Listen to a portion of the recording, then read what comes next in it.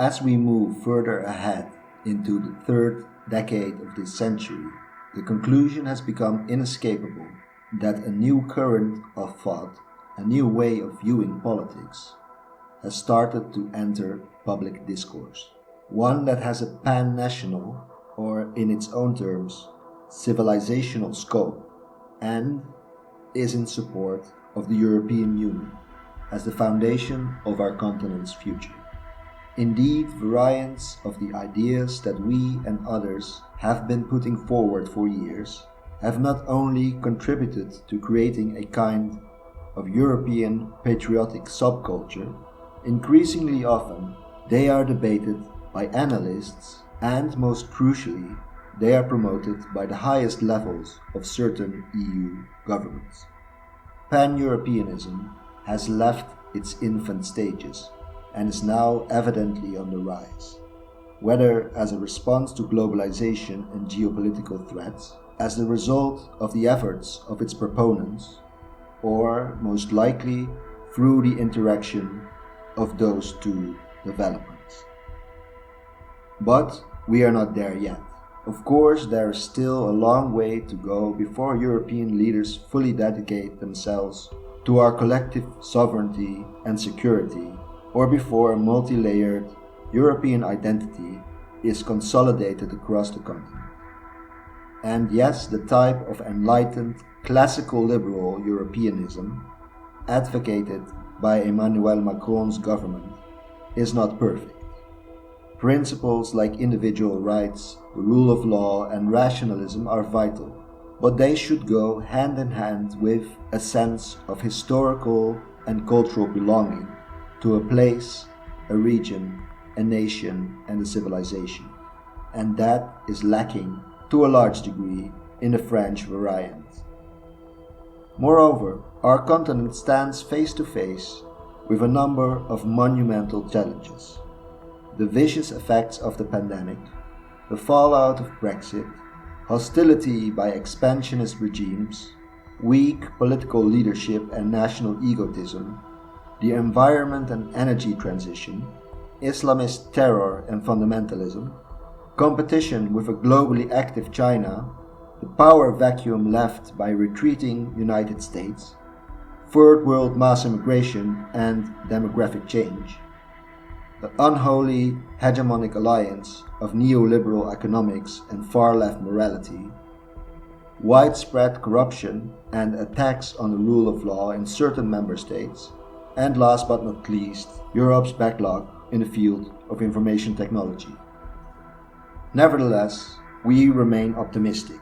2020 has shown us in many ways our own potential to overcome obstacles if we work together as Europeans. The EU has adopted an unprecedentedly massive new budget, has taken measures to protect our vital industries from non-EU takeover, has pushed back against the misplaced bravado of Brexiteers and to some degree against the regime in Ankara, and has defied US hegemony by signing a new economic deal with China. Meanwhile, terms like strategic autonomy, reindustrialization, and even civilization state have entered the European political vocabulary. With the Trump movement withering away in failure and disgrace, Brexit predictably ending up in a logistical and economic nightmare with rising third world immigration on top, and most of the remaining populist right falling prey to pandemic paranoia, we expect more right-leaning people to embrace Europeanism, because unlike national populists who are only engaged in reactionary resentment, European federalists do have a positive vision of the future. A European vision that, by its very design, also encapsulates local, regional, and national visions. In fact, in today's world, renewed national greatness and a renewed sense of national pride, which populism failed to deliver, can only be achieved through civilizational unity, and an increasing number of Europeans are starting to realize that fact.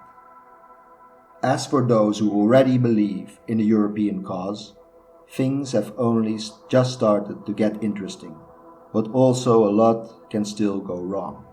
As a movement in the broad sense, we therefore need to branch out and look for new avenues to really exert our influence.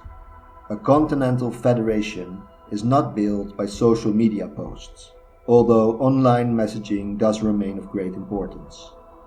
Neither will a federal Europe come into being by one Pan-European mass movement winning a cross-continent landslide, which is not to say that we discourage people from creating federalist parties. We simply want to emphasize that our approach must be multidimensional. Videos, pictures and articles, likes and shares, but we also need books, both theory and fiction, music, actual films, paintings, sculptures, etc. Part of these efforts is indeed also the creation of new movements and parties, but also media outlets, think tanks, charities, cultural organizations and private companies, most of which are actually easier to set up than one might think. Besides all that, it is crucial that we learn to make use of existing mechanisms and dynamics of power, work together, make temporary compromises and strategic alliances. We would actually encourage European federalists to join any political party, EU or national institution, media outlet, company or other organizations they like, in order to try to change the narrative from within. We move ahead by being pragmatic and positive and by seeing possibilities even if we face opposition. So whenever public media or government institutions take a propagandistic tone that is opposed to your interests, realize that one day it could be our message out there. Do not only think in terms of negation, but also in terms of influence. So instead of being confrontational, sometimes it might be better to try to steer the public conversation, for example conversations surrounding diversity and humanitarianism, into a European direction. The same principle applies to environmentalism.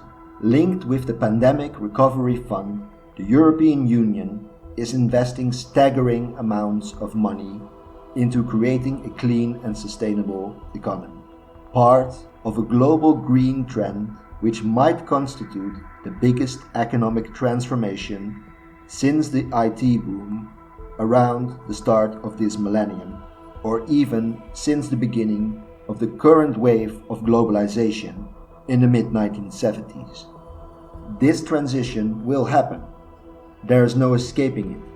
So we as advocates of a strong Europe better embrace it and think of ways to grasp its momentum and turn it into our favor.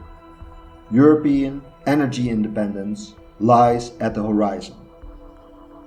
Concluding, we are tasting a growing enthusiasm for European unity, autonomy, identity, defense, re-industrialization, and for reimagining the European Union as a civilizational project. This is not just about reshaping politics and the economy, but about reshaping our culture. A new story that connects us with past millennia, with the present, and with a glorious future of creativity, freedom, well-being, technological advancement, and space exploration. It is the dawn of a new age. Let's make it the age of civilizationism.